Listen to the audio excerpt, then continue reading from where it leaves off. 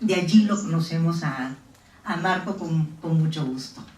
Y acompañando a Marco, que nos va a presentar este paradigma del buen vivir, tenemos también a Elena Pardo, que ella es del Centro de Promoción de Sabidurías Interculturales. Es la directora ejecutiva de esta institución, de CEPROSI, y que durante varios años viene trabajando en la zona altoandina peruana, junto también con el Estado, en lo que se refiere a la educación intercultural bilingüe. Pero lo particular de CEPROSI y de Elena es que ha incursionado en muchos valores que permiten definir toda una cosmovisión y la está ligando con la educación, está poniendo esta nueva cosmovisión en práctica en la educación. La lengua es solo un elemento del universo cultural, menciona Elena y CEPROSI, y en relación a esto ellos tienen una experiencia muy linda de poner en práctica este paradigma del buen vivir en la educación. Entonces, con este preámbulo, queremos invitar a Marco, a ver si nos puedes acompañar aquí, ¿no?, para conversar. Marco y Elena tienen una propuesta que se llama la pedagogía chacarera, ¿no?, que es, digamos, un ejemplo práctico de cómo se puede poner en la educación este nuevo paradigma de vida. Te dejo. Bueno, yo lo que voy a hacer es presentarles lo que a mí me han presentado y las reflexiones que se van construyendo de manera colectiva para provocar una conversación, ¿no? O sea, y decir que para nosotros sí hay mucha satisfacción con lo que vamos haciendo y con lo que vamos encontrando. Entonces es bueno señalar algunas cosas más conceptuales porque si no, no nos entendemos. Y la palabra fuerte, clave, es el buen vivir, ¿no? Entonces que lo vamos entendiendo no como la traducción del summat causa, porque el summat causa es mucho más complejo. El buen vivir es casi una adaptación al cambio climático, es decir, es una adaptación de los urbanos frente a su crisis de miradas, de posturas, de paradigmas, de ideologías, y entonces encuentran en la traducción el vocablo español buen vivir, que es muy pobre, se puede encontrar algunas esperanzas, y decir que la expresión buen no es una expresión moral, no es un bueno malo, es una expresión más de abundancia, la vida en abundancia, la vida abundante y prolongada, eso es lo bueno, ese es el buen vivir. Entonces una vida que uno puede decir hay de todo para todos y con todos, no falta, no hay carencia. Entonces al momento que uno termina de expresar eso y se pone a pensar en el ahora sí paradigma con el que vivimos nosotros, que es el del desarrollo, con todos sus apellidos, desarrollista o desarrollo económico, desarrollo humano o desarrollo sostenible, es lo mismo. Es el concepto de que estamos en una sociedad inferior y que hay que construir una sociedad superior. Y según nuestra perspectiva, ahí es cuando comenzó a fregarse la especie humana. Porque no era un segundo piso, sino quizás un tercero, un cuarto, un quinto, y entonces los niños que van a la escuela no solamente pasan de grado por la edad, sino tienen que pasar al éxito posible, y eso se convierte también en transformaciones territoriales, porque entonces el que está en el pueblito lejano tiene que ir al pueblo provincial, en la provincia al departamento, a la capital, el que está en la capital tiene que irse a otro país para seguirse desarrollando. Una enfermedad complejísima. Abandonar tu lengua, abandonar a tus padres, para que no seas como tu padre, para que no seas chacarero como tu padre, porque tienes que hablar inglés y si es posible salirte del planeta mejor. Eso es lo que ha enfermado a muchas generaciones, porque sabemos que es piramidal. O sea, el que logra toda esa ruta, se sabe que proporcionalmente es fatal. Los que se quedan acá fuera del triángulo, hay muchos datos sobre eso, que son expulsados del sistema educativo. Entonces lo que nosotros encontramos es decir, oye, ¿qué hacemos aquí con los niños? Primero siempre uno quiere hacer su escuelita aparte, ¿no? Haces tu muro de Berlín y haces tu propia escuelita y entonces haces tu piloto y ahí los profesores son hermosos, las profesoras también, los niños también son elegidos con todos los estilos, ¿no?, que han habido de crear escuelas. Entonces haces una escuela artificial y ahí comienzas a experimentar lo que quisieras que sea la educación. Ahí se queda. Y hay varios, no voy a mencionar nombres de todas las escuelitas. Nosotros decidimos decir no, vamos a entrar a la escuela real. Vamos a entrar a la escuela tal y como es.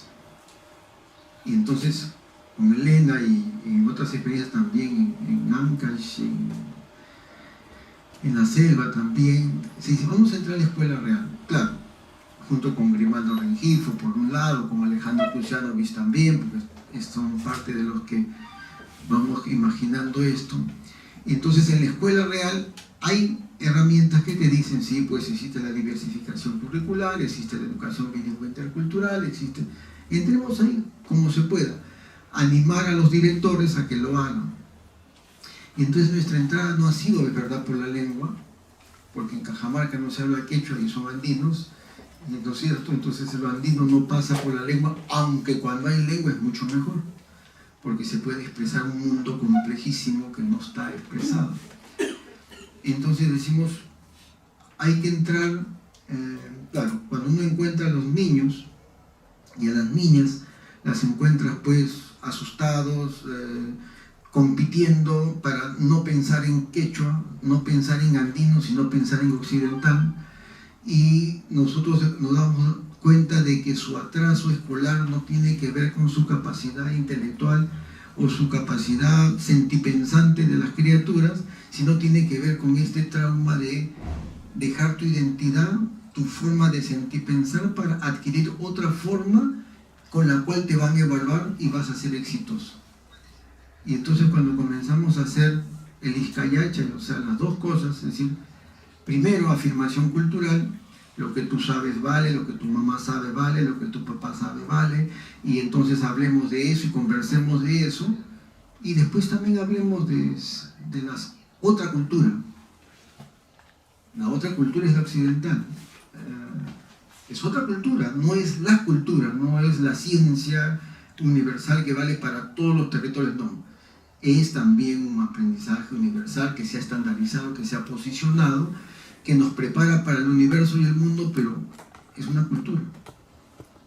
Entonces dices, poner la cosmovisión andina en el mismo nivel de la cosmovisión occidental moderna es una forma primera de sanar esa trauma.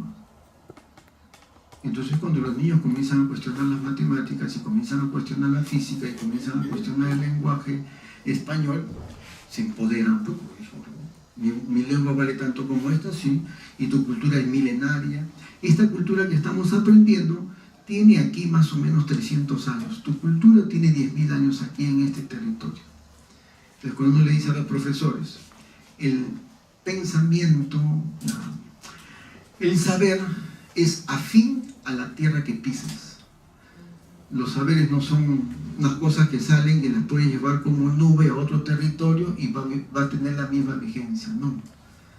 Eso es colonización, eso es transpolación, eso es imposición. Uno puede aprender de otras culturas y recrear su cultura, pero el estandarizar ideas de una cultura y decir estas son válidas para todos, ha hecho mucho daño a la agricultura peruana, ha hecho mucho daño a la cultura peruana. porque igualito, el pensamiento agrofestivo es un pensamiento plano occidental. En el occidente, en nuestro territorio, sabemos que hay que pensar así, hay que pensar en laderas y etcétera. Es otra epistemia. Entonces, cuando con los niños dicen, ¿cómo le llamas a la agüita? Mamá agua. Entonces, y si tú le llamas recurso natural, pues ¿cuál recurso natural? Recurso natural, no, es mamá agua. ¿Y cómo decir? No es H2O, es mamá agua. Y el concepto mamá agua es un concepto que te incorpora a ti como hijo, que te incorpora como hija, para entender la fluidez de eso que llamamos mamá agua. Y cuando viene el otro pensamiento y dices, no, es un recurso agotable que hay que explotar, que hay que meter en botellas quizá, y que etcétera, etcétera, es traumático. Entonces cuando uno comienza a conversar con los niños y decir, sí, pues, y comienzan a expresar el sufrimiento que ellos hacen con el profesor, con la profesora, y cuando el profesor y la profesora evidencia ese sufrimiento porque también es andino, colonizando a otro andino, los profesores terminan llorando. Los profesores más preparados, sí, yo soy andino. Y ahora, ¿cómo hacemos para andinizar o recuperar? No porque lo andino sea superior o mejor, simplemente porque es del lugar, es territorial, es ecosistémico del sitio. Entonces, el tema es hacer chakra. ¿Dónde hay tierras que no se están usando? Allá.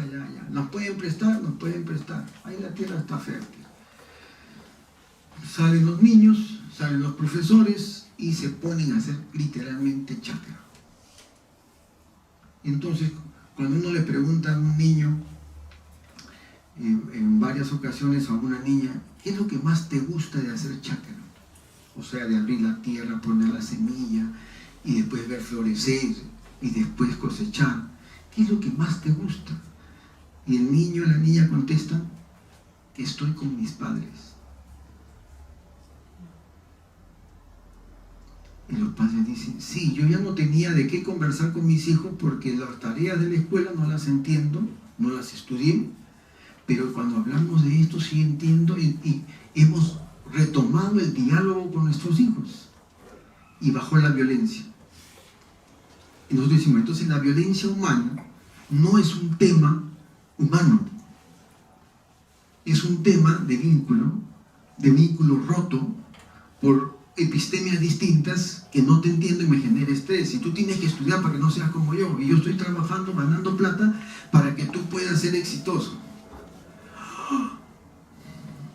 Y cuando hacen chacrita, uno, retoman el diálogo, tienen producción porque se van con sus sacos de papa, eso mejora la economía porque no hay que estresarse por dinero para ir a comprar al mercado, sino ahí tienes cosas que tú has sembrado y cosechado sin pesticidas, sin agroquímicos, con rituales, con fiesta, con participación de profesores, padres, madres.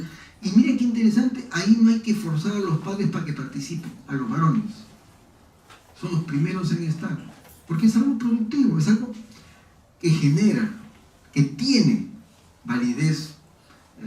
Bueno, sí, pues ahí está, pues tengo choclo, tengo papa, y por sacos, y del bueno, y diverso, no solamente un tipo de papa blanca que genera cáncer, no, sino papas diversas.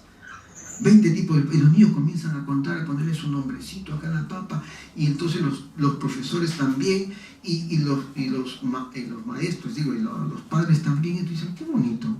Pero parece cuento, parece Alicia en las Países de las Maravillas, no, eso existe. En Sicuani, no es una de las experiencias. Ahí existe. El director, claro, también es importante que se incorpore. Y esto ha sido en una escuela urbana, ni siquiera es una escuela rural, porque en escuela rural es mucho más fácil y bonito. Entonces, ¿se trata de bendecir la educación andina y maldecir la otra? No, los dos en alta calidad, los dos en buena sintonía, los dos en complementariedad, porque las culturas son dialogantes, se incorporan, aprenden. Pero el orden el orden es, como dicen ellos, primero lo nuestro, después el resto, y no al revés. Y entonces, esas son las experiencias que uno puede haber encontrado.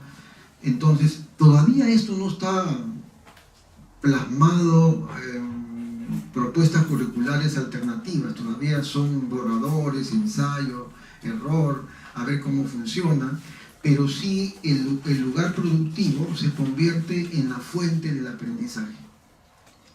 Entonces, la fuente del aprendizaje para las ciencias también, pero también para los saberes, para armar el calendario agrofestivo, que terminan como ahora en junio en una gran feria o un Guatunacu o en una fiesta de semillas, donde los niños, sus padres, vienen con las semillas que han logrado cosechar en ese periodo para intercambiarlas con los otros que llegan de otros lugares, de otros países.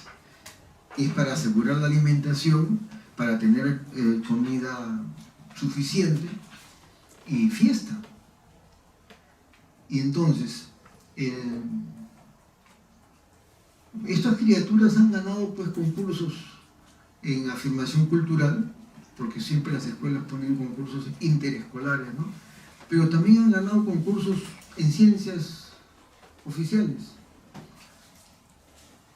porque ya no le tienen miedo, ya no le tienen miedo, ya no lo ven como el único paso para lograr, no sé, pues, éxito, felicidad, tranquilidad, sosiego, etcétera, sino que lo ven como una herramienta más, y no tienen miedo de hablar en su lengua o de danzar en su cultura, y también bailar pues cumbias o sea, no es un tema de polarizar, es un tema de integrar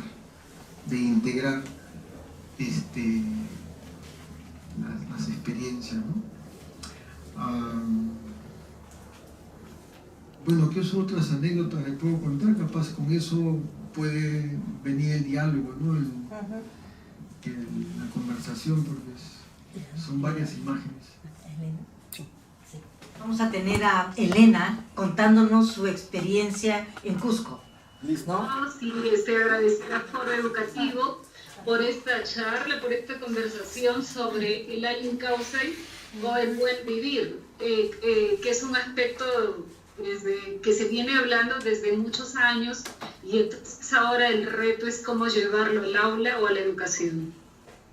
Elena, muchísimas gracias. Bueno, me presento ante ti.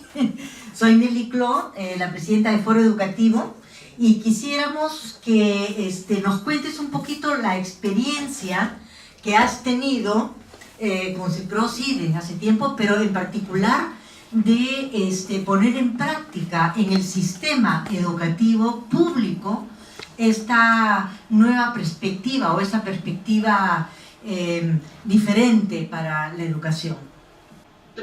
Porque los profesores no querían. Cuando yo trabajé con el Ministerio de Educación, con el Plan CAT, nosotros íbamos a la escuela para desarrollar toda esta propuesta educativa, y los profesores no querían saber nada de la propuesta, y peor los padres de familia, ¿no?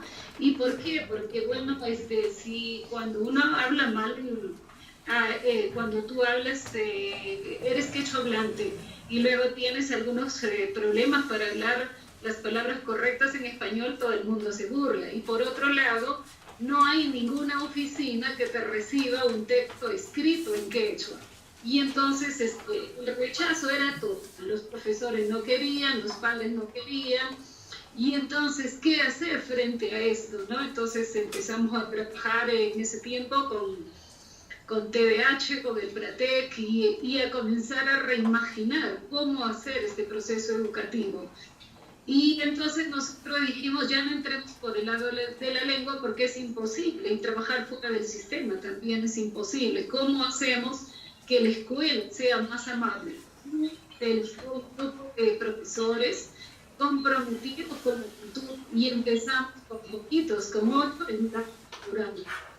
Y en un es complicado, es bastante fácil hacerlo.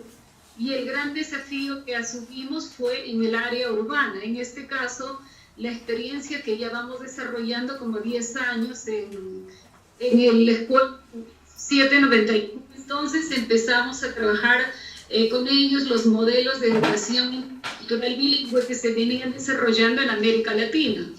Y también fue bastante complicado, ya habíamos trabajado como 2 años en implementación de estas propuestas, de los talleres y de todo. Y no, los profesores no querían, ellos son 50 profesores, de los 50 venían solamente 8. El resto no venía, nos miraban y se regresaban. Y como ya habíamos ensayado en las escuelas rurales la implementación de las chacras escolares, antes hacíamos huertos, pero el huerto no tiene la riqueza que tiene la chacra. Entonces cambiamos el huerto por la chacra, porque detrás de la papa del país, pues hay una cultura riquísima, ¿no? Están los cantos, la música, la danza, las figurillas, las señas, los secretos. No tiene el huerto. Entonces sí, se implementaron las chacras escolares. Y la última carta que nos quedaba para trabajar con los profesores del área urbana fue la implementación de las chacras. Y empezamos con ellos este proceso de implementar las chacras. Se consiguió 1 hectárea de terreno que una profesora prestó, y entonces iniciamos un proceso de sembrar maíz. Pero la mayoría de profesores no querían, porque a mí me decían, mire, yo he ido a la escuela, he ido al colegio, he ido a la universidad. Otros decían, he ido al instituto, y ahora usted puede venir a decirme que yo haga chacra. No, eso es imposible. Entonces le dijimos que vinieran los que quisieran. Y entonces salimos a sembrar, ¿no? Para esto nos acompañaron los sabios de Queromarca, que nosotros ya habíamos fortalecido en el área comunal, y vinieron los profesores. A la chacra, más de la mitad se sentó y miraban y no hacían nada, pero luego en la medida que empezó el ritual, empezamos a sembrar, empezó la música, repartíamos chicha, y poquito a poquito se iban involucrando. Al mediodía ya el 50% de los docentes involucrados, y ya comenzaron a trabajar y a participar. Y al final del día sembramos y todos se involucraron, ¿no?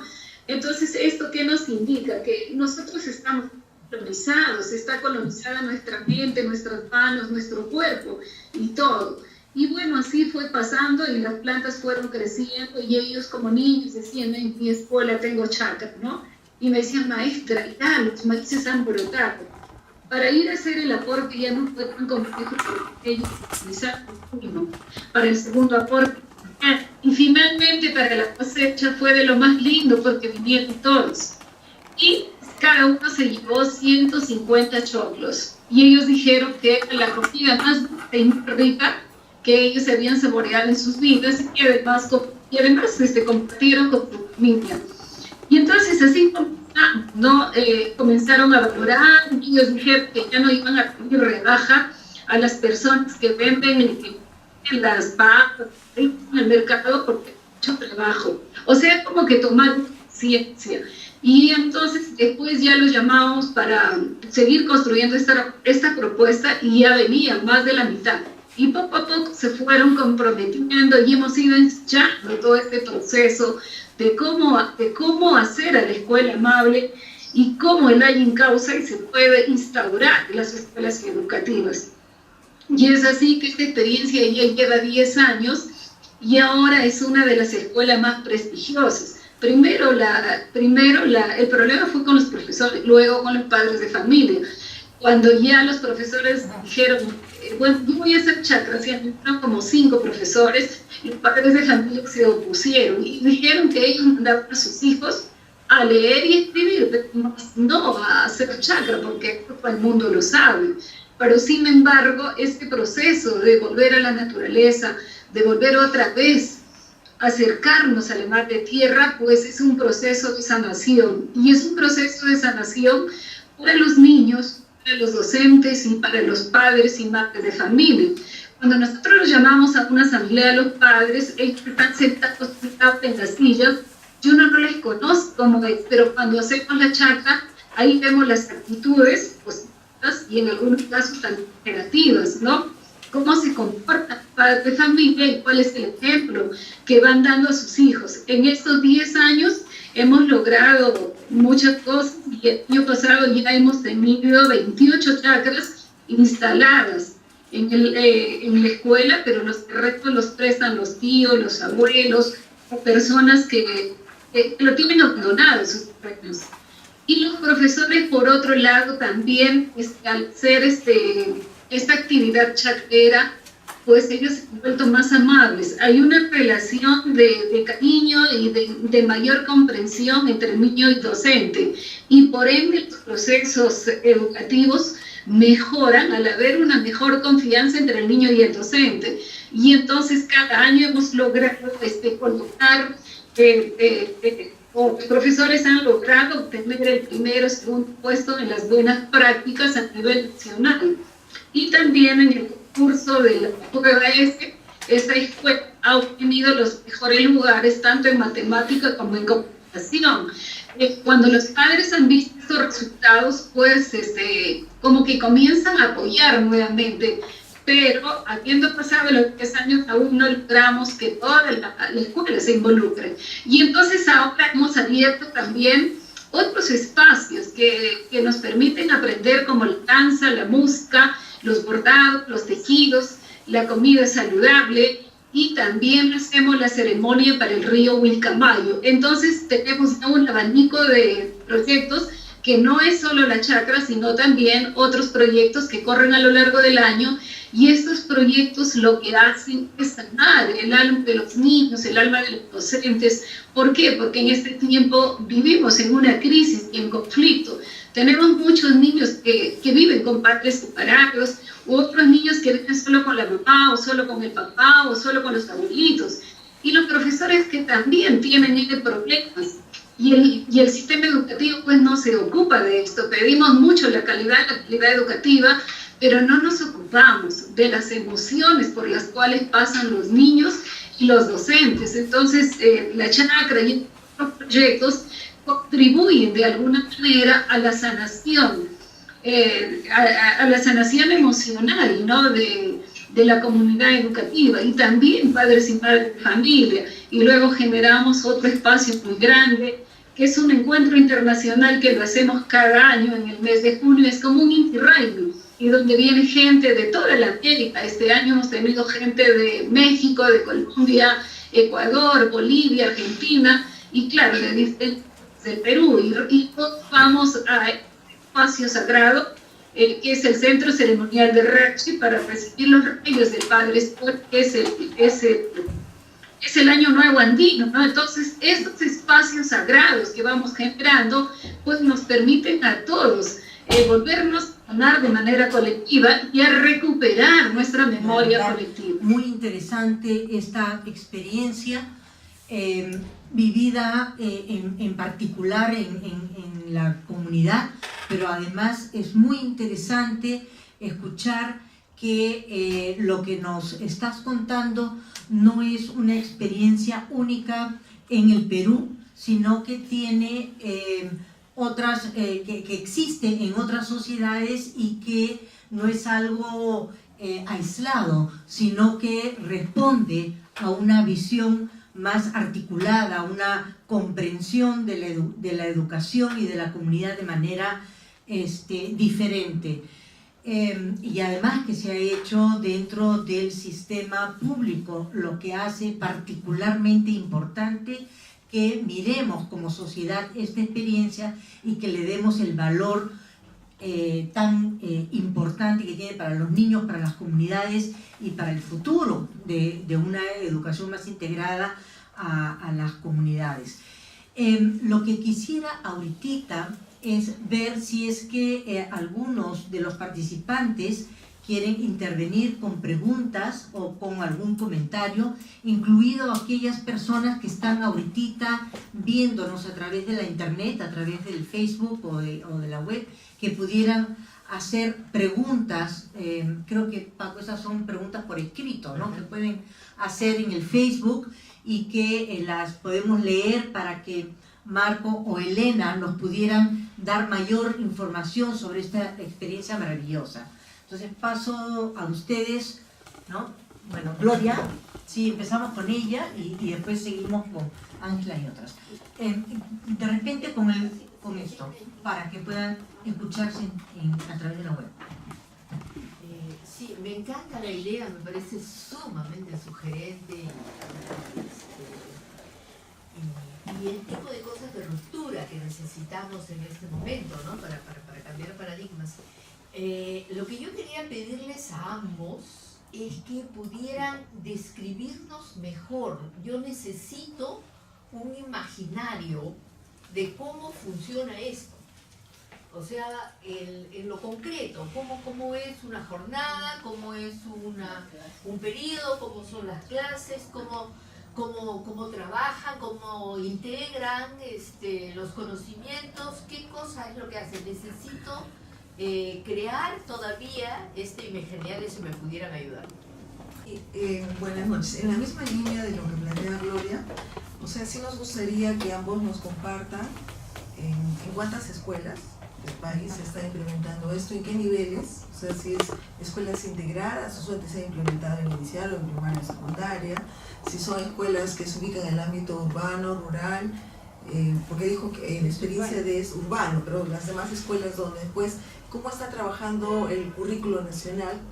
¿Cuál es la experiencia? Porque si bien es cierto, hay todo un sentido, todo un romper un paradigmas, pero esto también tiene que cumplir una normativa. Entonces, ¿cómo colisiona, se complementa? O sea, esas preguntas quisiéramos que nos precisen, ¿no? ¿Qué reflexiones tienen? ¿Qué situaciones han encontrado en contraste o qué otras situaciones como lecciones aprendidas? Lucho. Yo quería hacer una pregunta en dos niveles. Un nivel general que me parece excelente, la experiencia de partir de lo concreto, de partir de es prácticamente lo más cercano al educando de la naturaleza. Entonces, ¿cómo hacen para que de lo concreto el educando pase a, por lo menos, a pintarlo, a graficarlo, a lo pictórico, y después a lo abstracto? Ese proceso me interesaría en términos generales. Y la segunda pregunta es, tan importante la experiencia, la veo yo, que tiene mucho que ver con esto que todavía no se ha desarrollado mucho en el país, la educación ambiental, la educación del medio ambiente, la educación con la naturaleza, el amor a la naturaleza, el trabajar con los sentimientos, con la voluntad, con la pertinencia, con la identidad. Pero por otro lado, ¿hasta qué punto ustedes en la experiencia llegan a mejorar lo que se está haciendo a nivel ambiental? Bueno, esta experiencia se desarrolla en otros lugares también, como en Lamas, en Ayacucho y en Huaraz.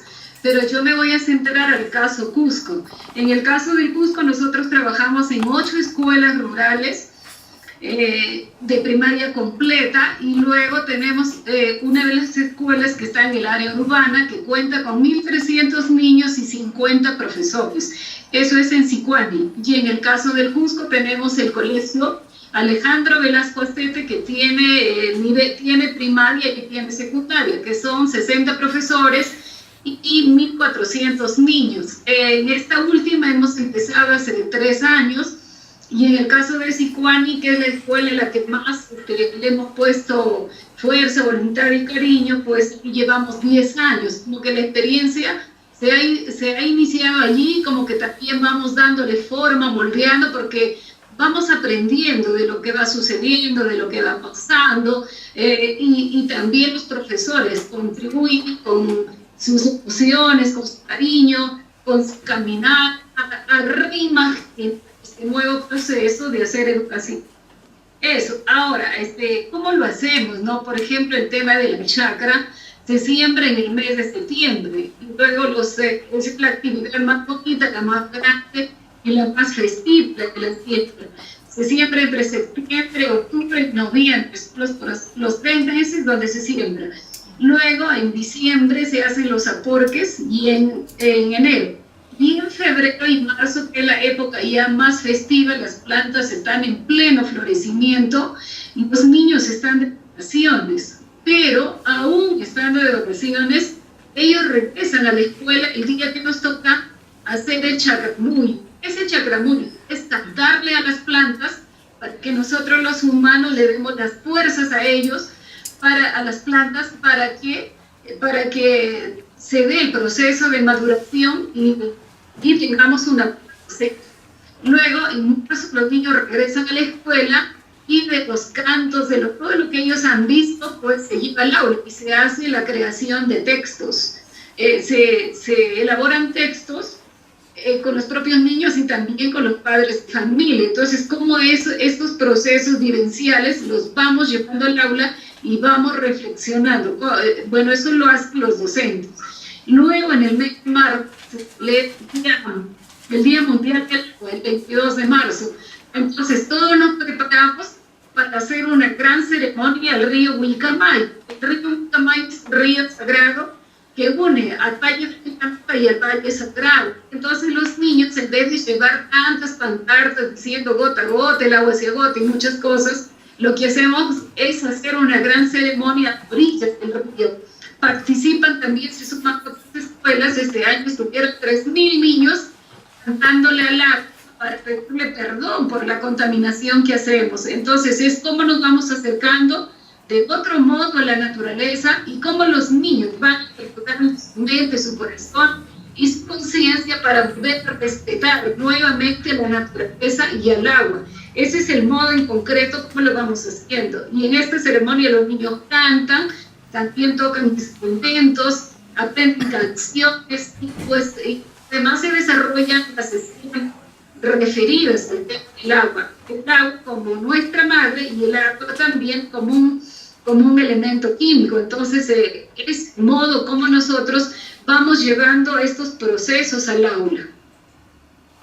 Y lo otro que alguien preguntó sobre lo ambiental, ¿no? Esta experiencia tiene mucho que ver con el aspecto ambiental, porque no basta decir los derechos del medio ambiente lo que tenemos que hacer es que lo lleve a la práctica. Entonces, en nuestra escuela, por ejemplo, se ha disminuido bastante el uso de las bolsas de plástico, de los objetos de plástico, y los niños son los que van incidiendo en los padres de familia que no usen, que no boten, que no basta reutilizar, reusar, las 3 R's, ¿no? Que al momento de adquirir un objeto hay que pensar qué basura vamos a generar.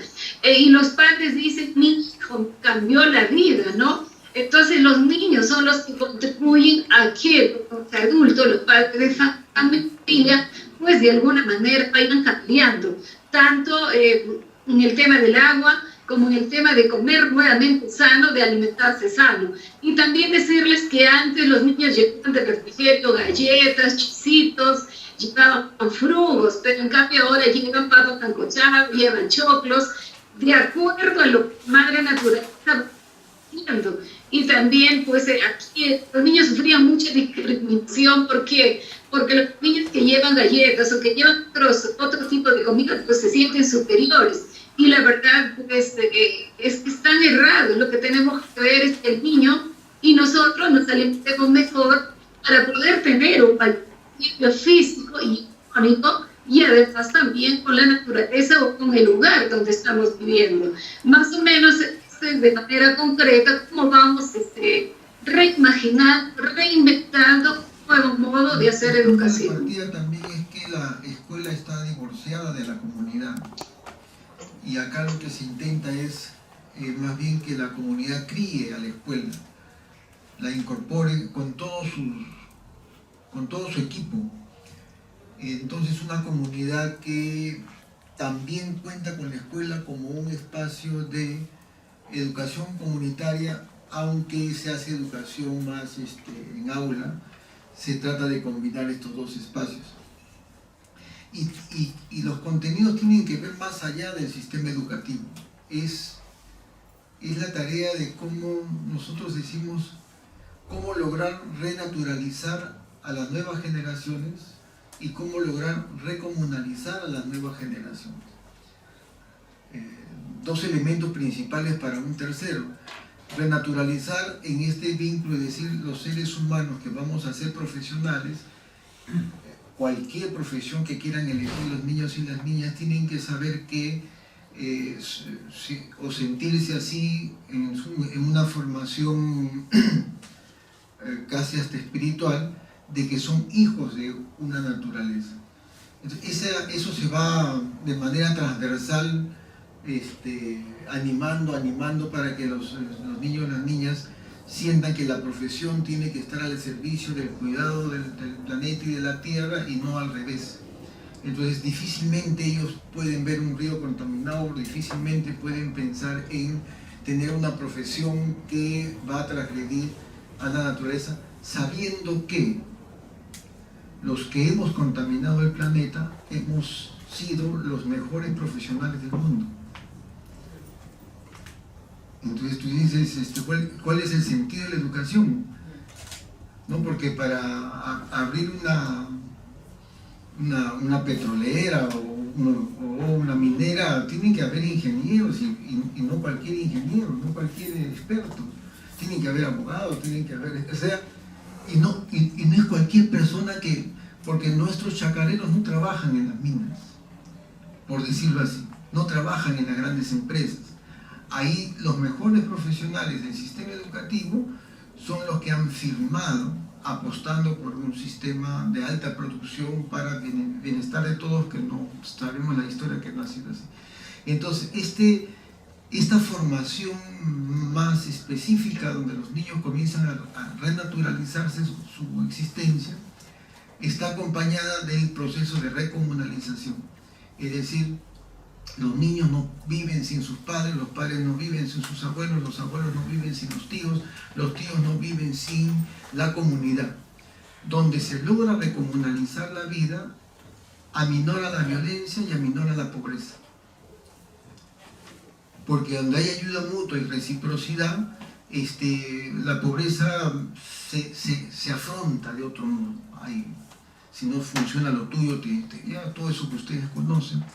Y también, sobre todo, aminora la violencia. Entonces, nosotros tenemos una hipótesis de decir, no podemos tener proyectos contra la violencia a los niños, a las mujeres, etcétera, simplemente así de manera directa. El tema, ese es el efecto. El tema de fondo es que nos hemos descomunalizado. Hemos privatizado los problemas y entonces cada quien sálvese quien pueda. Cuando se logra recomunalizar con cosas tan simples, si una señora está media llorosa, las otras vecinas van y le preguntan, señora, ¿qué pasa? ¿Qué pasa, mamita? No hay que...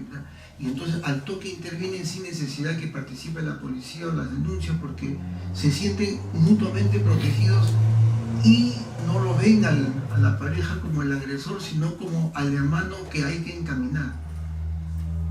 Y es verdad que al poner esos límites las personas bajan en su estrés y aminoran. Entonces el tema de la violencia humana es un tema de desnaturalización y descomunalización de la vida. Con estos dos elementos es posible volver a sacralizar la vida, que el pueblo, el mundo andino siempre la tiene muy sagrada. Entonces, si no hay comunidad y si no hay un respeto a la naturaleza, cualquier vínculo sagrado es pura palabra, digamos, que no tiene ningún sentido. Entonces, los niños, las niñas, los profesores, la idea es la mística que hay en el ambiente, ¿no? Siempre buscando que estos elementos estén presentes. Ahora, eso que también se quiere poner en currícula, en el plan de clase, y eso ya lo están haciendo en cada escuelita, ¿no? Bien, Joaquín, pero también quisiéramos ver el video, ¿no? ¿Sí? Elenita, ¿tú quieres hablar antes? Finalmente, yo quisiera decir 3 cosas para finalizar, ¿no? ¿Puede ser? Sí, sigue. Yo quisiera decir que para nosotros hay 3 aspectos fundamentales para asumir este reto de educar en causa y o buen vivir en las escuelas. El principal aspecto es el cambio de actitud. El cambio de actitud de los docentes, de los padres y madres de familia. Es lo primero que tenemos que lograr.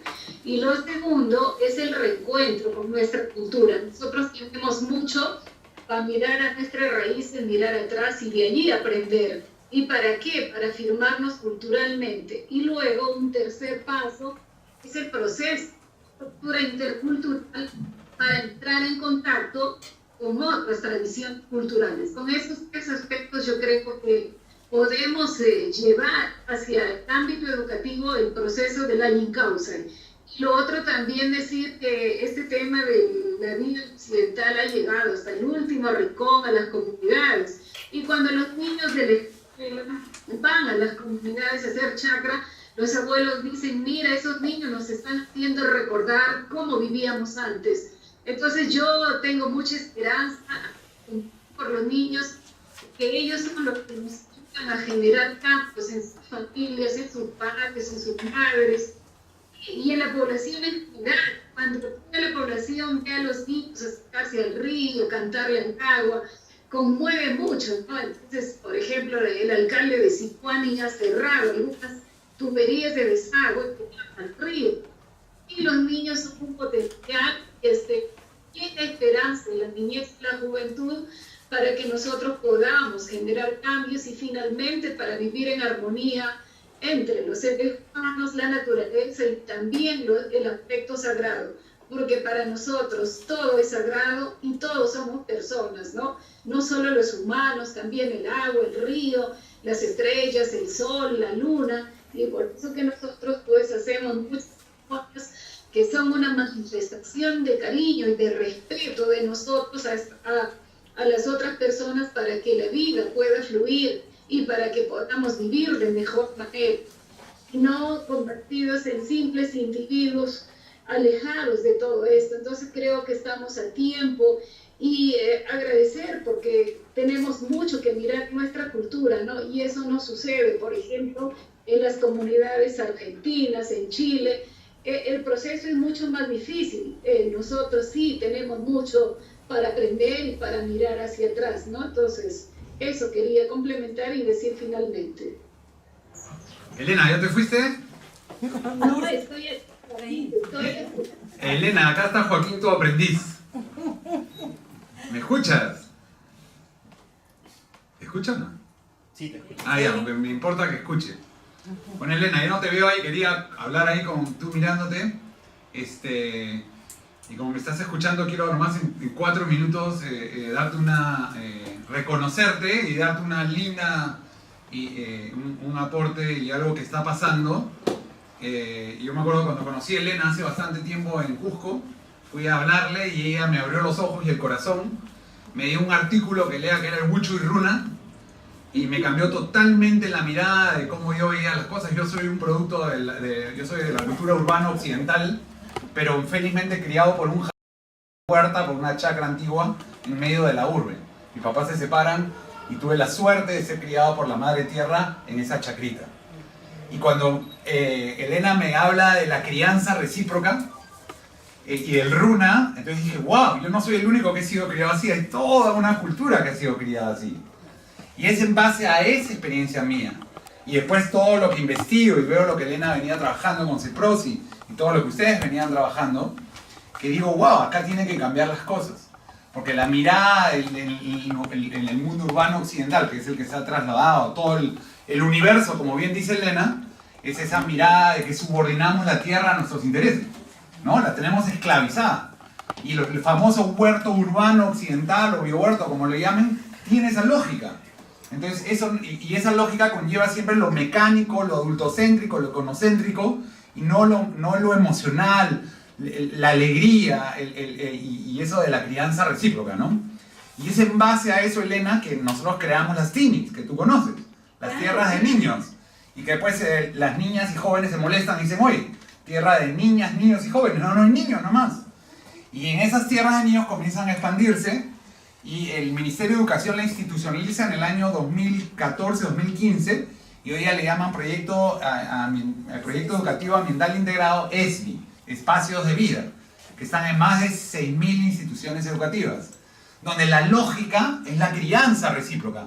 No digo que se aplique así en todas, pero esa es la que nosotros promovemos, que tú me enseñaste y que me marcó la pauta y ha sido lo que ha hecho que funcione bien donde se está aplicando, con los mismos fundamentos que tú has estado hablando. Y en base a eso, el gobierno de Ecuador me llamó por la constitución que tienen, ¿no? Donde la madre naturaleza tiene sus derechos, Y ahí está en el 80% de las instituciones educativas lo que tú me enseñaste. Tu flor fue polinizada por mí y llevada como tini a otros lugares. No es perfecto, pero está bastante bueno. Y está generando un cambio bien lindo en exactamente el sentido que ustedes dos han venido hablando. Y ahora la consigna, el pitch, como se dice así en esta cultura urbana occidental, es que, y Ángela sabe bien porque él ha estado ahí cargoseando cuando estaba ahí en el Ministerio de Educación, es que tenemos que incluir en todas las instituciones educativas del Perú y del mundo a una maestra, a la mejor maestra en desarrollar empatía y valores y actitudes hacia la vida. Y esa maestra es la Madre Tierra, así de claro. Y esta chacra o la tini, como nosotros le llamamos, o como le llamamos, es su aula. Y ya están sacando un reglamento, cuando estaba Ángela también, que ya están sacando un reglamento inclusive para sacar cemento, para poder tener esa aula presente en las escuelas. De nuevo, te reconozco a ti y a tu gente porque la semilla que salió de lo que estamos logrando vino de tu chacrita, de tu corazón también y de tu cariño. Y para terminar, eso está comenzando a pegar bien, como se dice, a funcionar bonito, y estamos muy entusiasmados con lo que pueda venir de ello, ¿no? Inclusive hay unas escuelas ya acá en el Lurbe de Lima que tú vas y tú les dices, ¿no? ¿Cuántas profesoras son? Y la maestra te dice, ¿no? La directora, éramos 10, pero ahora somos 11. La 11ª es la Madre Tierra. Y tú ves ahí las fotos en la pared de las profesoras y ya tienen ahí la foto de su chacrita o de su tini o su espi, como le dicen, ¿no?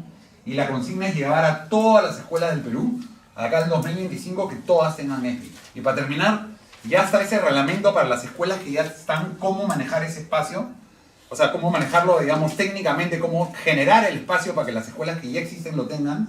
Y en PRONIET, que es los que generan infraestructura educativa, ya también hay una norma que ya está establecida que todas las escuelas futuras, en el diseño como las conciban, van a dejar un espacio de tierra para poder crear el aula de la Madre Tierra. Y lo ultimito es que estamos firmando un convenio con el Instituto Pedagógico de Monterrico, ¿no? Que es bastante bueno, donde van a poner en la malla curricular cómo trabajar con la Madre Tierra. Y van a generar en un espacio de 600 metros, con la metodología Tini-Esbi, el aula de la Madre Tierra. Entonces todos los estudiantes van a desarrollar esa capacidad y ahí se abre una oportunidad para que la madre, esto que son ustedes en esa sapiencia originaria, puedan tener una plataforma desde donde nutrir con todo esto que están logrando en esas 8 escuelas y otras más. O sea, es una vía que se crea al sistema para que ustedes puedan canalizar todo ese conocimiento y ese cariño que vienen haciendo y que lo necesitamos. Gracias. Bien, gracias. Entonces ahora vemos... Sí, Elena. Yo quiero decirle algo a Joaquín, quiero agradecerle y decirle pues que el encariñamiento y la crianza continúa y nosotros tenemos el libro Aprendiendo desde la Chacra, que necesitamos compartirlo y compartir con todos ustedes y que aquí se resume la experiencia de los 15 años. Buenísimo. Así que te lo haremos llegar, Joaquín, con mucho cariño. Eso. Sí, bien. Bueno, quiero solamente reafirmar los 3 pasos que Elena nos ha dicho, lo necesario que se requiere en el cambio de actitud, en el reencuentro con la cultura para aprender y para afirmarse en la cultura, y una vez que estemos afirmados, entrar en contacto con otras culturas en la interculturalidad en igualdad de condiciones. Creo que esos 3 pasos son fundamentales y que los veamos este video teniendo eso en mente y después podemos seguir conversando. ¿Y esto lo vas a usar?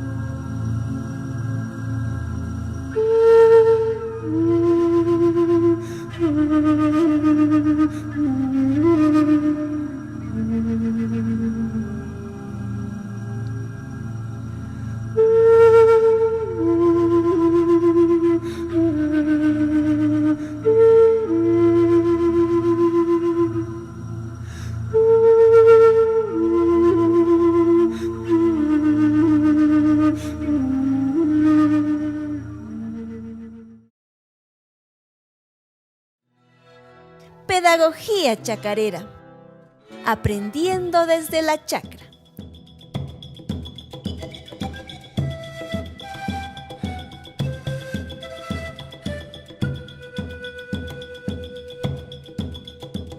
La pedagogía chacarera es un modo de vida en relación entre todo lo que existe en el mundo en calidad de parientes y de crianza mutua.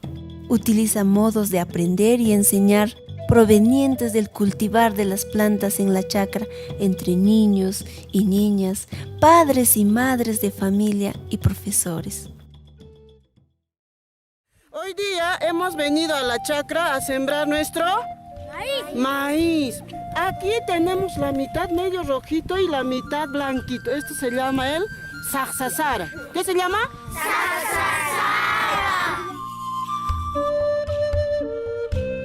Los niños y niñas aprenden mirando, sintiendo y haciendo, en un marco de conexión con la naturaleza y las deidades. Así se enriquece interculturalmente el desarrollo de las competencias, las capacidades y desempeños que la educación oficial ofrece a través del currículo nacional. Por otro lado, enriquece la práctica de valores y actitudes otras, que fomentarán una cultura de respeto y responsabilidad ambiental de toda la comunidad educativa. La pedagogía chacarera sigue las actividades del calendario agro-ritual y festivo. Se inicia la siembra con el ritual de agradecimiento a la Madre Tierra, a las deidades y a las semillas. En el ritual está presente la hoja sagrada de la coca y la chicha. La ayuda de todos los seres propiciará una buena cosecha para todos. Por lo tanto, la participación es con alegría, entusiasmo y cantos.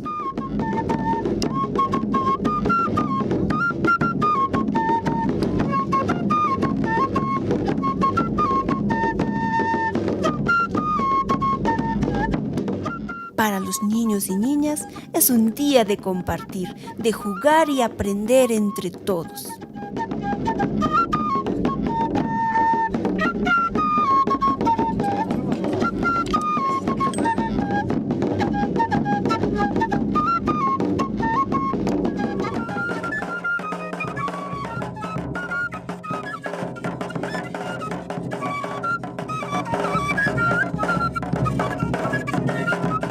Las mamás o las niñas colocan las semillas en el vientre de la Pachamama.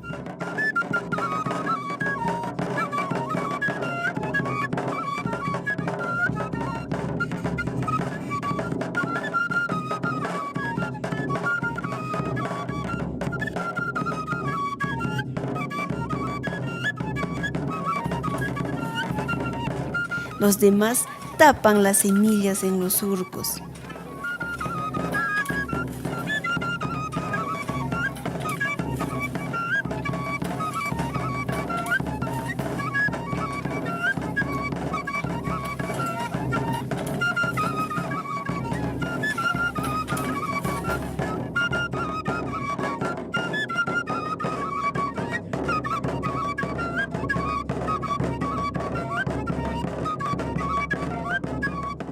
Finalmente se come. Entre todos se comparte lo mucho o lo poco traído para la festividad de la siembra. Así se concluye con esta hermosa labor de la siembra.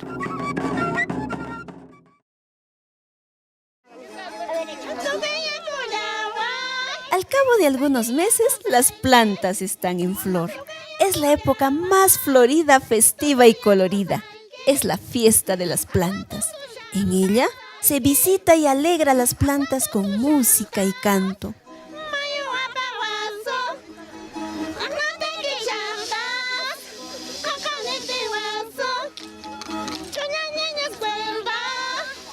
Se deja que beban chicha y compartan quintus de coca. Se los ahuma con incienso para que se recuperen y estén sanas.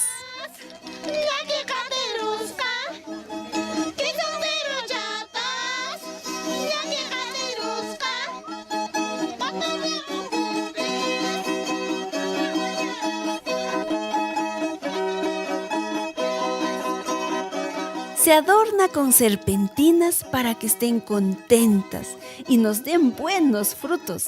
Se recorre alrededor de la chacra cantando y bailando para que la madre tierra y las plantas escuchen y también bailen y se alegren porque les hicimos una fiesta.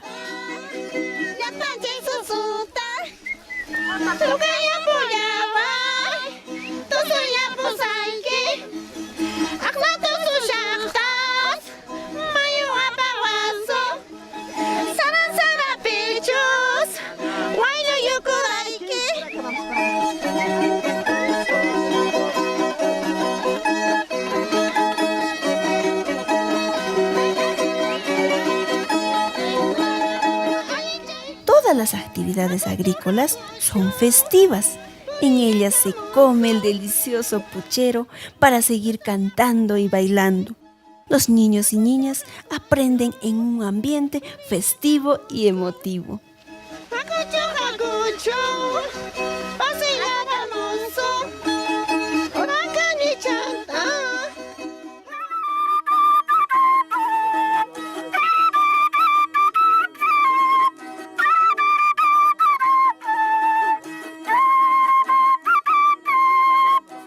En muchos casos, esta festiva emotividad es compartida. Desde la escuela sale la comitiva celebrante a las calles de la ciudad.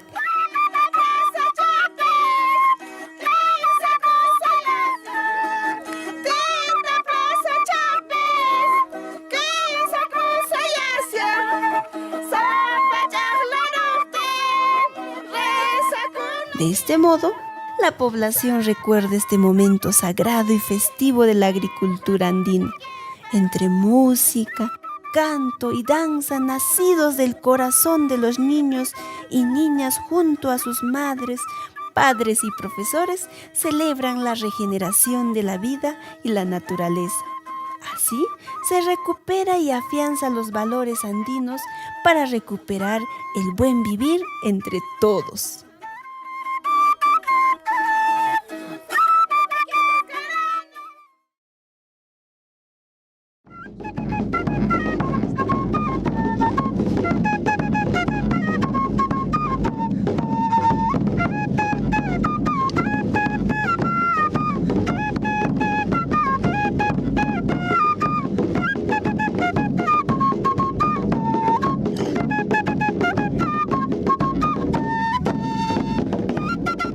Con el paso de los meses, los frutos de las plantas maduraron.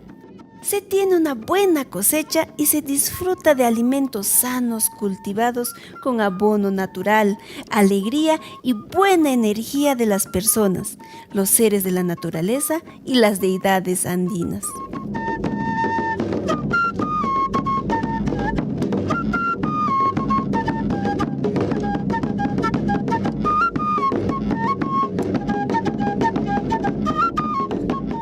A un lado la papita amarilla, a un lado la sica y la papa compis papa te guasta, compis, ahí está rosada, cachan rosadita.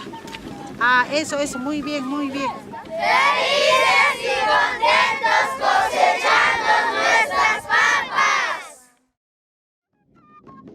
De este modo, la chacra escolar contribuye a la formación integral de los estudiantes, mejorando sus aprendizajes, complementando sus refrigerios y propiciando estilos de vida saludables y el buen vivir en la comunidad educativa.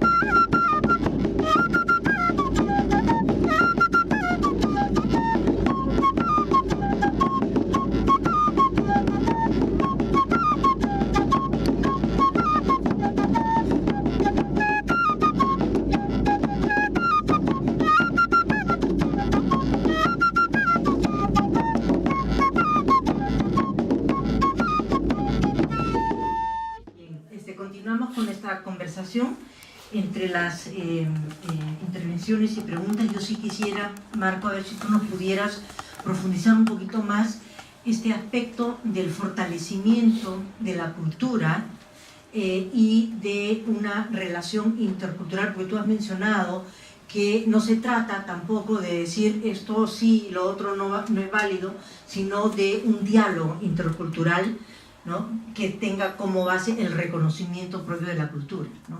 Pero antes de que me respondas, vamos a ver otras intervenciones y otras preguntas que quizás puedas tener, ¿no? Muy buenas noches. Con suma alegría voy a participar de esta experiencia, ya que en mi vida de capacitadora, desde el 2002 hasta el 2012, he vivido muchas experiencias bonitas a nivel nacional.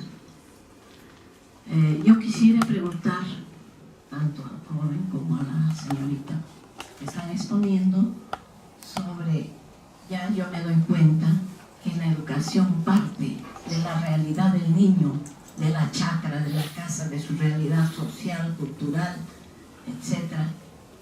Tal como vi en Huancavelica, tal como observé en la selva, en Cajamarca, en Ayacucho. Me da mucho gusto recordar esas experiencias.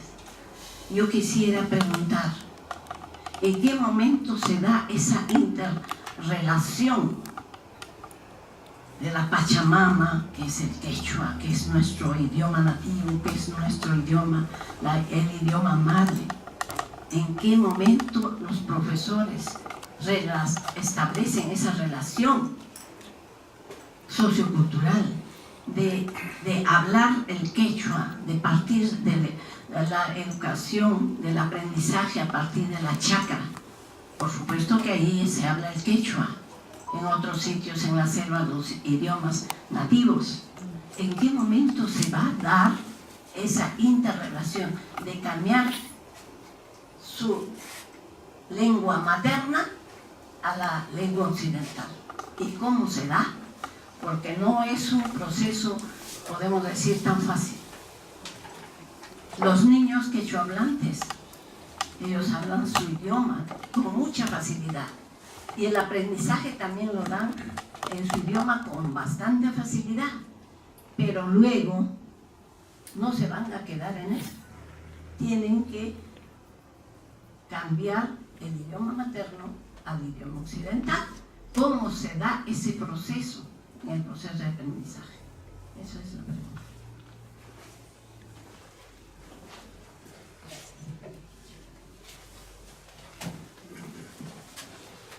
Quiero felicitar a los dos expositores.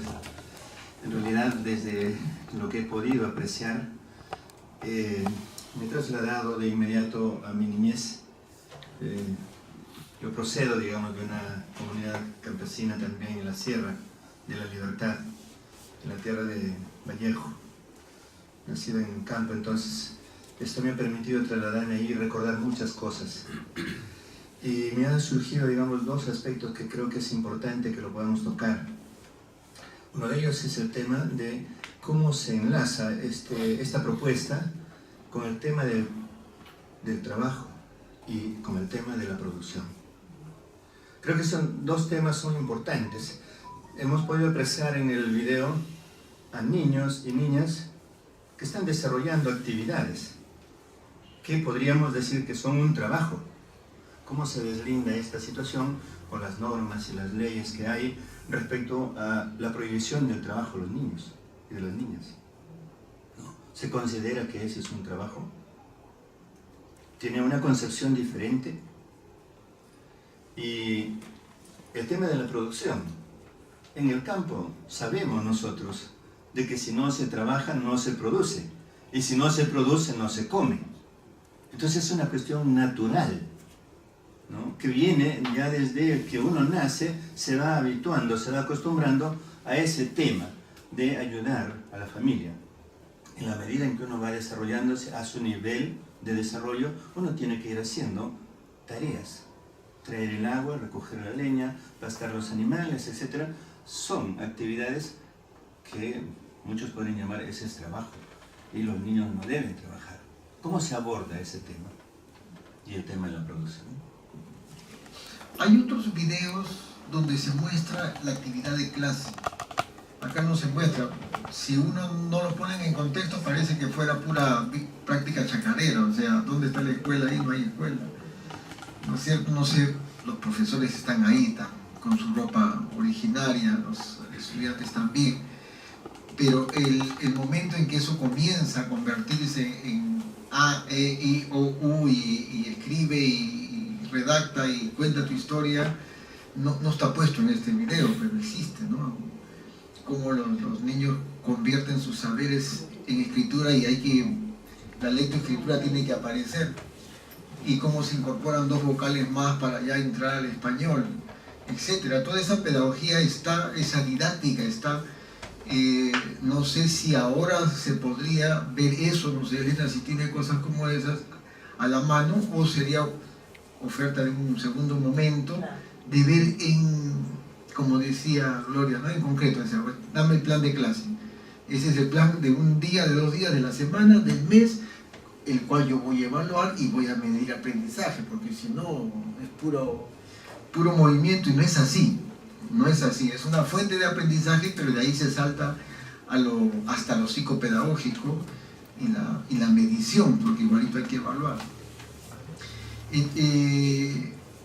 El otro aspecto que quería comentar era que en tanto el trabajo, mala palabra, porque la palabra trabajo es una palabra que viene también de otra esfera, pero que ya está incorporada, el trabajo de crianza de la vida, que no es trabajo, cuando es formativo no está penado como trabajo infantil.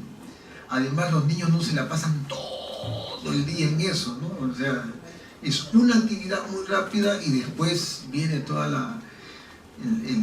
proceso educativo. Además, cuando se ejercen todos los derechos a la vez, también hay menos peligro, pues si los niños tienen que trabajar 8 horas o criar su chacra 8 horas, y no ir a la escuela, y no jugar, y no hacer otras cosas, ya que tú dices, oye, stop. Eso para cualquier cultura. Pero en nuestras culturas, los niños participan de la crianza, de la vida productiva, mientras que les da la gana. O sea, nunca, en los lugares sanos, en las comunidades sanas, lo hacen como jugando. Cuando eso ya se vuelve un estrés, los niños mismos sueltan y los padres dejan que se vayan. Ahora, eso cómo convertirlo en acto educativo, en acto pedagógico, es parte también del reto y los proyectos que se nos vienen para adelante. Ya están 10 años acumulados, ya sabes cómo es. Tú me lo vas a convertir eso en una teoría pedagógica. No basta con hacer la práctica. ¿No, Elena? Entonces tú dices, sí, claro, ese es el paso siguiente. Ahí necesitas pedagogos y pedagogas que digan, oye, sí, acá están los insumos, este es el paso 1, 2, 3, con esto yo logro abstracción y con esto yo logro escribir y con esto yo paso de lo fino a lo complejo, etc. Eso está, pero no está sistematizado. Pero sucede. Los profesores saben usarlo, pero todavía no han logrado plasmarlo. Y eso es lo que se nos viene para los años siguientes con los proyectos que tenemos. Hay que darle ese nivel. El otro aspecto es que, un ratito escapándome al tema del buen vivir, nosotros, o lo que hemos aprendido es que el buen vivir no es un paradigma, no es una ideología, y también estamos preocupados junto con los comuneros de que se convierta en un fundamentalismo nuevo. Peligrosísimo, peligrosísimo. Y entonces un fundamentalismo más en este país ya no queremos. Entonces decimos, no, es una práctica, es un modo de vivir. O lo vives o no lo vives, no es un discurso. No es. Entonces cuando los profesores quieren comenzar a soltar la lengua, muchos dicen, no, ¿hace chakra o no hace chakra? Sí hago chakra, entonces podemos conversar. Si no hay una práctica en concreto, no podemos continuar. El aprendizaje de oficios en los niños y en los maestros, de todos los oficios rurales y urbanos, también es una práctica importante. Que los niños sepan usar sus manos, pero también que sepan usar el dedito para el celular y para la tablet. Ambos. La idea es cómo combinar ambos herramientas, ¿no? Eso es lo que yo quería comentar para entrar también a polemizar. Entonces sí, yo sé que yo he leído que hay ya toda una propuesta curricular, inclusive definiciones más conceptuales de la cosmovisión, más filosóficas, el perfil terminal de un niño, porque al final lo que se quiere es que los niños no migren de manera insana y que puedan tener condiciones de desarrollo profesional y personal en su propia tierra, en sus propias condiciones, y que no para lograr lo que tienen que lograr tienen que irse de su lugar. Y entonces, ¿qué hacen? Muchos van y vienen y están. La idea es generar territorios y culturas autosuficientes y que la escuela se comprometa en eso. Ese es un poquito el desafío, ¿no? No sé, Elena, si tú tuvieras algún comentario adicional. Sí, yo quisiera comentar respecto a en qué momento se habla el quechua. Pues nosotros no lo llevamos como metodología dentro del aula, sino lo hablamos en los espacios concretos como la chacra, de cantarle a la chacra, de cantarle a las plantas. Y los padres de familia recién ahora, este año, se han puesto de acuerdo y han dicho que sí, la lengua es necesaria, es muy importante, pero los que tienen que enseñar ellos, los padres, los tíos y los abuelitos, y los profesores que se ocupen de la parte pedagógica. Y entonces esta también es una nueva, estamos probando y ver cómo va a funcionar durante este año. Y ya se hizo un diagnóstico para cuántos de los niños hablan quechua, en qué niveles están y cómo vamos a hacer con las familias. Ese es un gran desafío y me alegra mucho que la comunidad educativa diga, sí, queremos la lengua. Entonces, primero ir a encaminarlos en nuestra cultura y ahora, por añadidura, bien la lengua. Entonces, creo que es el momento de los esfuerzos. Lo otro, usted en el video, la idea es visibilizar nuestra cultura. Y luego, como ustedes pueden ver, aquí está el aprendizaje intergeneracional, pues aprendemos entre todos. Lo otro es que danzando, cultivando la chakra, hacemos un camino.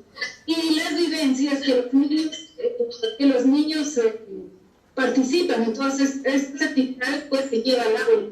Y entonces los procesos de aprendizaje son más comprensivos. Y por otro lado, pues quisiéramos que la interculturalidad sea para todas y todos. Y finalmente, el Ayin Kausai es un modo de vida en equilibrio y en armonía con la madre inglesa. No es un paradigma, sino que vemos que es un modo de vida para todos de una manera amable con nuestra madre tierra. Entonces, nosotros parte de ella. La tierra va a seguir girando en peligro, en el cual estamos, es el peligro de la vida de todos los seres humanos, de las plantas, y todo hay en la naturaleza, porque nosotros hay que salvar el planeta tierra. Pero para salvar el planeta tierra nosotros tenemos que tener una mayor conciencia, una mayor responsabilidad en el lugar donde estamos viviendo, para cuidar, para criar y para seguir viviendo con cariño y respeto a la tierra que es nuestra madre. Y decirle a Joaquín que sí, la tierra es una maestra, pero más que una maestra, es nuestra madre para todos. De ella hemos venido y a ella vamos a regresar. Eso quería concluir. Hola Marco, qué gusto conocerte. Qué lindo verte a lo lejos, Elena. Bueno, mi nombre es Daisy Lozano, soy educadora y tengo un comentario inicialmente y quiero finalizar con una pregunta. Mi comentario es realmente una de las cosas que siempre hemos visto, he venido trabajando 5 años dentro del Ministerio de Educación y una de las cosas que veíamos era cómo empezamos a diversificar o aterrizar un currículum nacional que no vulnere estos procesos cuando hablamos del tema de diversidad, cuando hablamos del tema de la cosmovisión que tiene cada uno de los pueblos. Y veo ahora esta experiencia y sí, educar para la vida y dar herramientas para la vida, respetando sus contextos, respetando el tema de su calendarización, de sus creencias, de estas pautas que venimos y esa herencia intergeneracional que tenemos cada uno de nosotros, yo creo de que logra mayores conexiones y efectivamente logran mejores aprendizajes. Porque tenemos niños, adolescentes, tenemos estudiantes que aprenden felices, donde no se responde específicamente a una infraestructura, sino aprendes a partir de lo que vistes desde muy niño, o desde que empiezas, o desde que naces, a tus padres, a tus abuelos, y no lo pierdes en el tiempo. Inclusive me ponía a pensar y decía cómo, viendo, ¿no? Por ejemplo, ahora nos hablaba Elena de Cusco, pero por ejemplo si hablamos en Huancavelica, en Puno, en épocas de friaje, cómo también tenemos que cambiar y adaptarnos para no exponer a nuestros estudiantes frente a toda esta situación que a veces no vemos o dejamos de ver en determinado momento. Y la verdad que felicitaciones. Yo creo que este aprendizaje vivencial sí articula áreas, ¿no? Articula áreas, porque a partir de la siembra empiezas a trabajar matemáticas, empiezas a trabajar comunicación, historia, y lo mejor de todo es que fortaleces un vínculo con la naturaleza y que como efecto genera pues de que como efecto se establece una cultura de cuidado. Tú me cuidas y yo cuido de los demás. Y son cosas que tenemos que ir viendo de cómo empezamos a trabajar y aterrizar más en la escuela. Ese era mi comentario. Y la pregunta que tenía era, realmente ustedes han tenido que enfrentar muchísimos desafíos. Uno de los que decían era el cambio de actitud. Entonces yo me preguntaba, ¿qué tipo de proceso han trabajado con los maestros, ¿no? O cuál ha sido este fortalecimiento de capacidades, no lo sé, y que nos cuenten un poquito para que justamente ellos deconstruyan un poco sus prácticas que vienen pues de muchísimo tiempo. Es una curiosidad. ¿Cuáles son las prácticas, las herramientas que han utilizado con los maestros? Esa herramienta que se elabora en la programación curricular anual de los maestros, y es que estas experiencias que nos han presentado vienen a ser las situaciones significativas que desencadenan una serie de desafíos u oportunidades de aprendizaje para que el alumno desarrolle las diferentes competencias. Si fuese así, entonces sí, el currículo nacional no será un impedimento, al contrario, facilita justamente que esta pedagogía que se está terminando de construir, por lo que he comentado, pueda complementarse.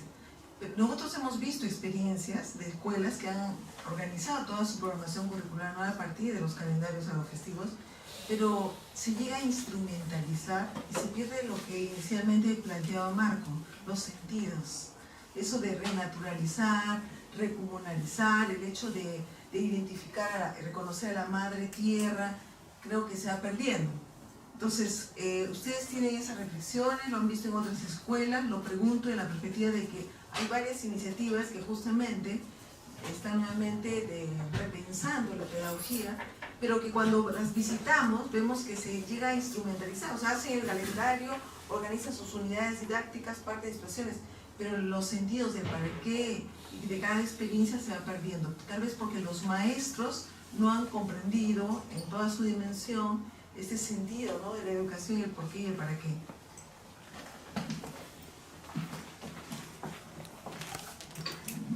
Bien, Elena, te dejamos para... Sí, yo quisiera decir que realmente en estos procesos que vamos desarrollando, el aprendizaje es holístico y no es segmentado, como cuando se da solamente en el aula. Por otro lado, ¿qué hemos hecho para encariñar a los profesores? Porque aquí se trata de encariñarlos, de criarlos, de establecer una relación amorosa con los profesores, una relación amable. Y bueno, ¿qué nos ha servido? ¿Qué nos ha motivado? El visitar nuevamente los lugares sagrados o los centros ceremoniales que tenemos a lo largo y ancho de todo el país. Estos lugares han sido elegidos, han sido seleccionados por nuestros abuelos en lugares muy especiales, que tienen que ver, están orientados con la salida del sol, de la luna, de las diversas constelaciones, y hay momentos del año donde concurrimos a estos lugares y recibimos la energía telúrica de la madre tierra, de los astros y de todo. Y eso hace que vayamos estableciendo un nivel de confianza y de cariño entre los profesores. Y luego también las ceremonias que tenemos y las chacras. En esta escuela, en el 191, tenemos los collanas. Tenemos un collana de música, de radio. Son 18 collanas que tenemos. ¿Qué es un collana? Un collana es una autoridad que tiene mano para la música, para la comida, para la danza o para la radio. Son 8 proyectos que nosotros ponemos a disposición de los profesores para que puedan llevar al lado de esta práctica, porque si no nos quedamos solo con el calendario y con la programación, y entonces sucede lo que la compañera acaba de manifestar. Entonces, para que eso suceda durante el año, se desarrollan 8 proyectos. Entonces, el profesor y los niños eligen qué proyecto hacer, y en torno a una actividad concreta, en torno a una actividad vivencial, se van desarrollando los procesos educativos. Eso. Está bien, la pregunta está todo respondido, ¿no? No sé si... Sí, o sea, los maestros están preparados para ser maestros, o sea, entonces lo que más se les da es un nuevo contenido. Ellos ya saben cómo hacer el plan de clase. Entonces cada uno tiene su plan de clase como ella lo siente. Pero eso sería bonito tenerlo así, porque tú dices, ya, así, ¿cómo haces? ¿Cómo estás 1 hora o 2 horas con los estudiantes en el salón? ¿No? Eso no hemos traído, pero eso existe. Es la creatividad de cada maestro, pero yo creo que no basta con la diversidad. Hay que globalizar un poquito y decir, bueno, esta es la esencia de los procesos educativos, de cómo se pasa de una cultura firmada a aprender otra cultura y cómo se retorna y cómo eso se vuelve una actitud y un comportamiento al día a día. Yo creo que eso está pendiente. Y bueno, si me lo refrendan bien, ¿no? Pero tengo la impresión de que hay un componente que es muy vital, que es muy fuerte, y es el afectivo. O sea, la relación con la tierra es una relación amorosa. La relación entre los seres humanos y los profesores, ustedes y los profesores, es una relación amorosa, es una relación de afecto, de cuidado, de respeto, de reciprocidad, de establecer lazos, de estrechar vínculos. Entonces, me parece que con los niños afuera, ¿no? Entonces, me parece que esto parte de la pedagogía. O sea, si nosotros establecemos una relación pedagógica, que es una relación entre seres humanos, y en este caso con la naturaleza, entonces la manera en que se da normalmente se entiende acá, ¿no? Se entiende en la cabeza, se entiende la racionalidad, los aprendizajes son intelectuales, ¿no? Son prácticos, son dirigidos, ¿no? Con resultados y eso. Y creo que se pierde, y lo siento, además lo siento bien, que hay mucho de rescate de lo afectivo en esta pedagogía. Martíncito, con todo cariño. Gracias. Bueno, felicitar a Elena y a Marco. Creo que la experiencia presentada es muy rica en varios sentidos, pero al mismo tiempo quiero plantearles algunas interrogantes, ¿no? Creo que aporta mucho a recuperar o a repensar y a seguir pensando los sentidos de la educación, porque recupera varias cosas, ¿no? Esa dimensión afectiva, de relación con la tierra, pero la relación con el otro también, el encariñamiento del que habla Elena para con los docentes, la comunidad de los maestros. Creo que sin encasillar, ¿ya? Pues no quiero encasillar, pero creo que recupera o combina mucho, de alguna manera, el tema de la educación comunitaria, por un lado, sin ser necesariamente educación comunitaria, y bueno, y el trabajo pedagógico, ¿no? Entonces, creo que pone alertas o llama la atención sobre los sentidos de la educación justamente en medio de esta crisis ecológica, todas las crisis que estamos viviendo, porque parte de recuperar la cultura educativa de la comunidad, ¿no? Entonces creo que esa es una fortaleza muy grande. Ahora, creo que queda el desafío de ver cuál es el puente con lo otro, ¿no? Entonces Marco menciona que hay trabajo pedagógico, hubiera sido interesante ver ese detalle, porque también la escuela como tal está inmersa dentro de un sistema educativo, dentro de un currículum nacional. Entonces, ver ese diálogo, que también tendría que ser amable, ver cómo se desarrollan esos aprendizajes mínimos que el currículo exige. Entonces, eso es bien importante.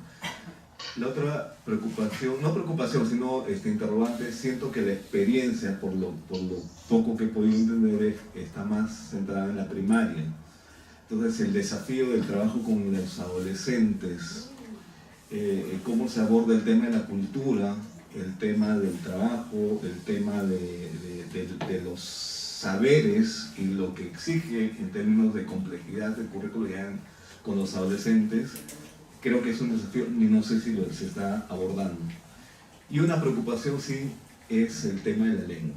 O sea, sé que la lengua no es el único elemento de la cultura, pero creo que para los pueblos andinos y amazónicos es la puerta principal. Entonces, el que no se aborde el tema de la lengua, cuando la lengua está tan presente, a pesar de que las instituciones son urbanas, y lo vemos en el video porque los cantos son en quechua, los diálogos son en quechua, entonces sí me preocupa mucho, porque o sea, podríamos estarle restando potencia, digamos, a esta recuperación de la cultura educativa comunal, porque las expresiones de cariño, las expresiones de risa, las expresiones del saber se dan en una lengua específica también, ¿no es cierto? Entonces, ¿cómo se asume ese desafío?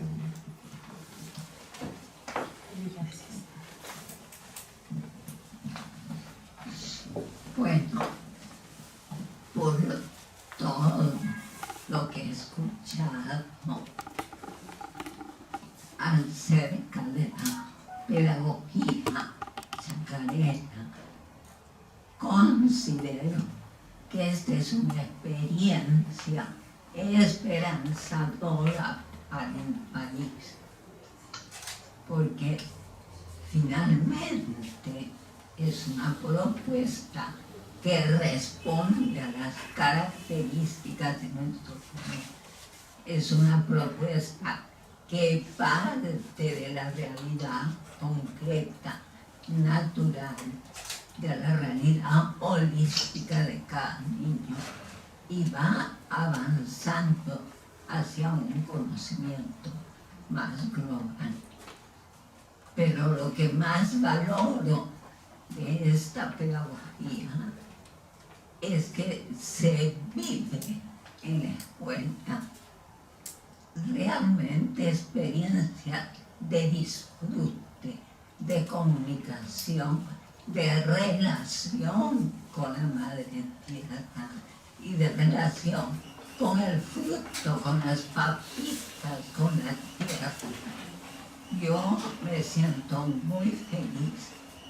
Y para terminar, solo quiero decir que esta experiencia debe generalizarse a nivel nacional, porque sí, yo considero que bien llevada como viene haciendo y con todas las observaciones que han hecho mejorándola, pues es una propuesta educativa esperanzadora para nuestro país.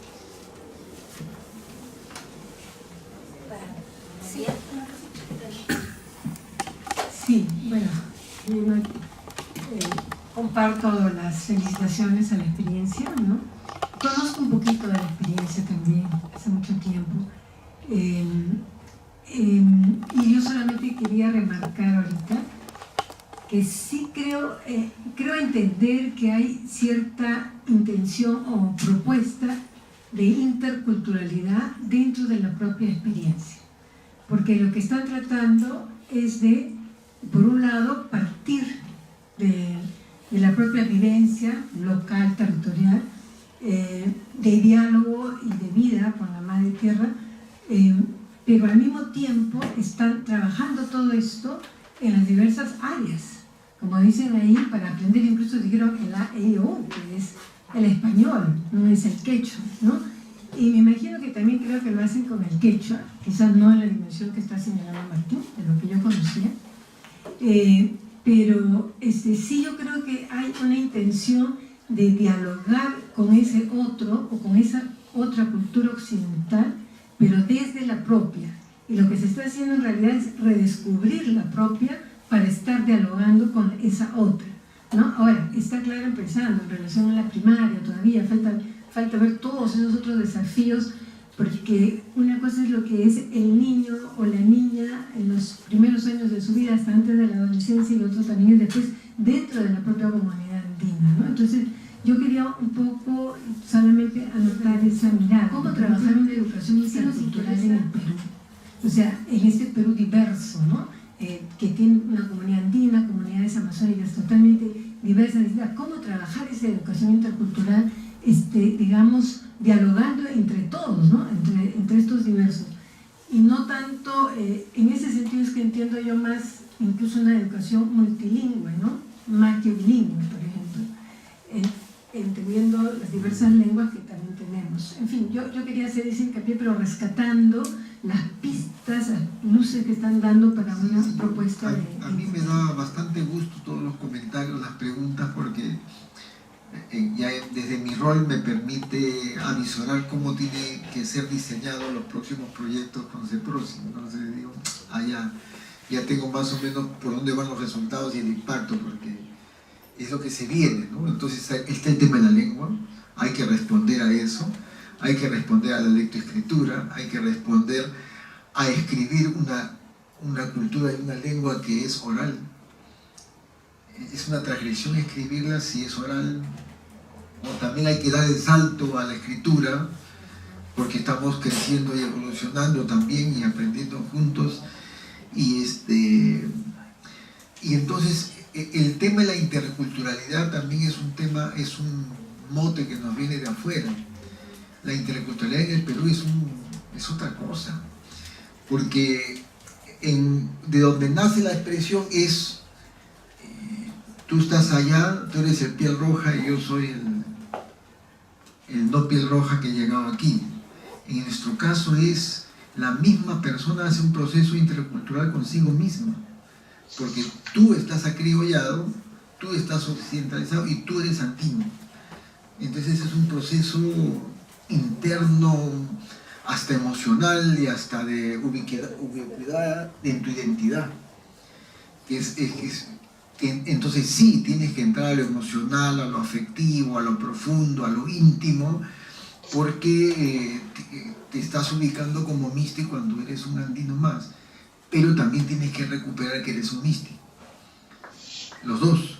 Entonces, más que interculturalidad, es un diálogo de saberes, es un diálogo de emociones que te permiten crecer sin maldecir uno con otro e integrarnos y decir, soy andino, pero también soy occidental, y decirlo con el mismo orgullo, pero en ese orden, en el orden que da la historia y en el orden que da la tierra, o sea, decir, primero afirmar lo tuyo, ese es tu piso, tu fundamento, y lo otro es un aprendizaje que lo integras y lo haces parte de la vida. Porque los adolescentes, los jóvenes, los niños tienen que ser buenos en los dos saberes. Lo que sucede en la práctica es que los chiquitos maldicen su cultura, se van a la ciudad, no triunfan en la ciudad, regresan al campo y tampoco saben lo del campo porque no lo aprendieron. Y ahí comienza la pobreza. Pero cuando tú sabes bien lo tuyo, te vas a la ciudad, pero también sabes moverte en la ciudad y también sabes moverte en los dos espacios, tienes más posibilidades de recrear la vida, ¿no? de trabajar y de producir. Entonces, el exceso de vivencia en esta propuesta también puede convertirse en un mal. También todo es vivencia, todo es piel, cuerpo y un ratito ya, pues también también tenemos capacidad para extraer, para razonar, para ser intelectuales y para elaborar categorías. De hecho que se hace.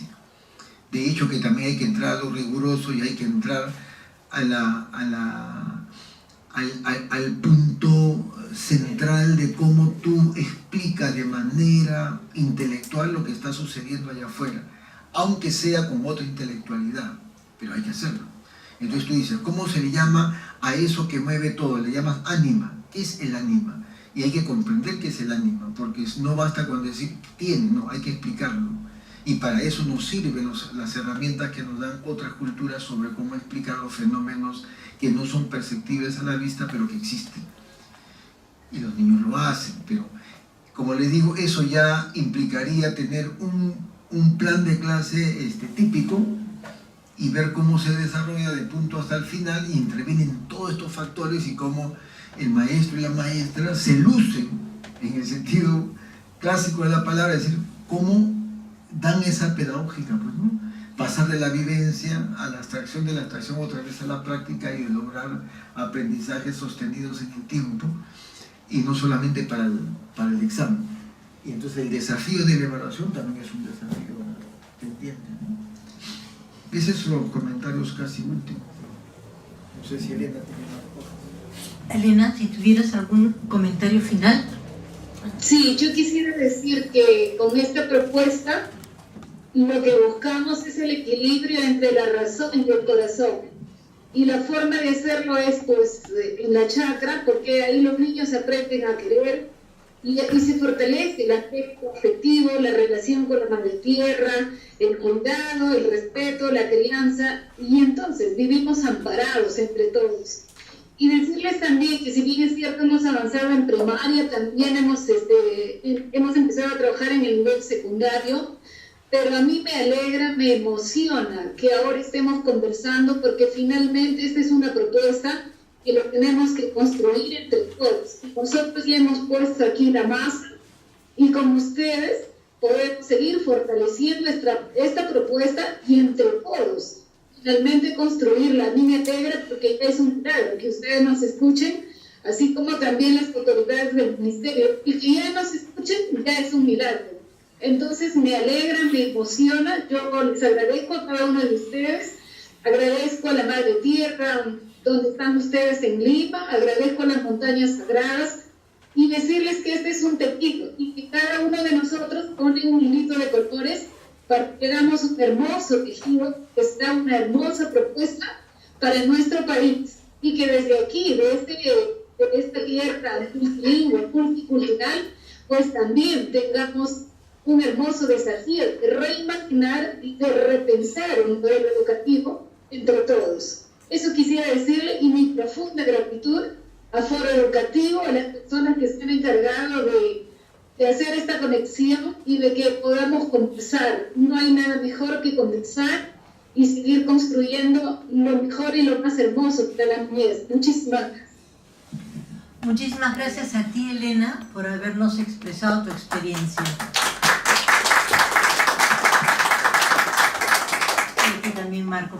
Muchísimas gracias. Creo que esto nos deja a nosotros como Foro Educativo una responsabilidad grande de sistematizar y de hacer de esta experiencia de ustedes una propuesta para el proyecto educativo nacional. O sea, cómo tendría que ser el proyecto educativo nacional para que recoja estas experiencias que son tan esperanzadoras y que proponen una relación distinta entre las personas consigo mismos, con su cultura, con su pueblo, con la naturaleza. Yo creo que ha sido una noche maravillosa y nos han dado un montón de información y un montón también o sea, una actitud, ¿no? y un cariño por este tipo de propuestas que vamos a ver cómo la metemos. Esa va a ser nuestra tarea también. Muchísimas gracias.